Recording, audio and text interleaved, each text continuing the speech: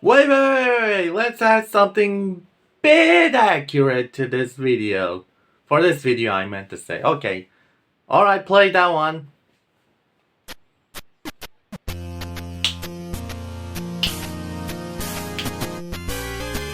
Oh, you're already here. How many times do I have to say, oh, you're already here? What's up? Something like that. Anyway, welcome to today's movie review, everyone, as in special presentation of Triple Feature. Yep, today we're gonna review Naked Gun Trilogy, as I did, and I wanna say something like really quick, that I wanna do same rating system as I did with the Sonic Trilogy, for now, as in Trilogy.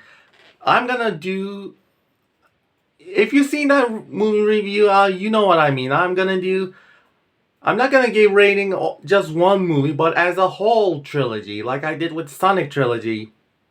Okay, here we go. So, Naked Gun. It's probably one of the best comedy cop movie ever made, starring Leslie Nielsen, which is this famous movie of all time. And probably one of my favorite cop trilogy, along with the Dark Knight trilogy. Yeah, Dark Knight trilogy does count as a cop story, because even though it has Batman in it, but it has cops involved, so it's a cop trilogy too. So, the first film, called Naked Gun, I forgot the subtitle, but boy, what a long title, since Batman vs. Superman, Donald just end up with the DC reference for now. So, this movie is basically about the cop named Frank. I forgot his last name, but Frank, as it appeared in the original footage of my show, ending in the last episode. So, anyway, Frank is a very interesting cop who's also clumsy, also funny. He's on a case one day until that something else happened. He falls in love with the woman, and then he's gotta chase the bad guy like a regular cop. I mean, this movie has tons of humorous part, tons of great movie references. I mean, this movie's such a comedic gold. If you haven't seen it, then what the hell are you doing? Like, come on. Of course, the infamous part in this film is, well, my mind is kind of blurry. Well, maybe this will help. And then they keep helping each other with the money. What the hell, man?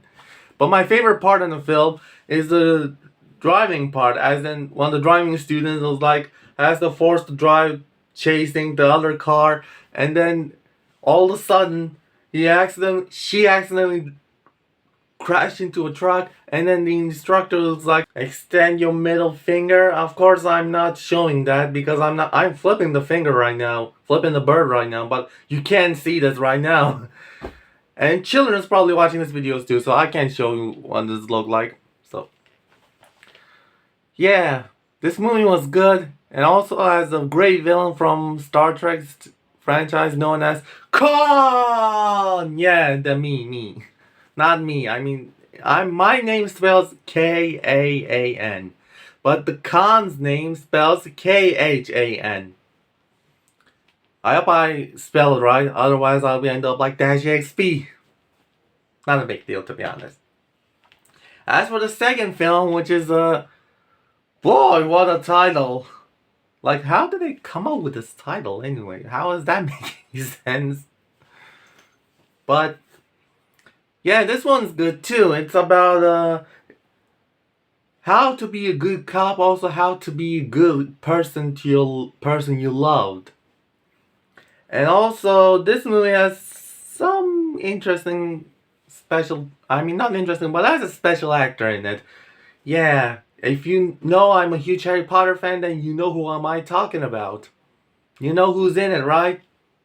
Vernon Dursley is in this movie, as in play one of the most sweetest person of all time, who's in a wheelchair, who's a scientist, I think, but I think this is his first American movie role. I'm not sure, but that was a clever fact. I never thought I'm gonna see him in this trilogy too.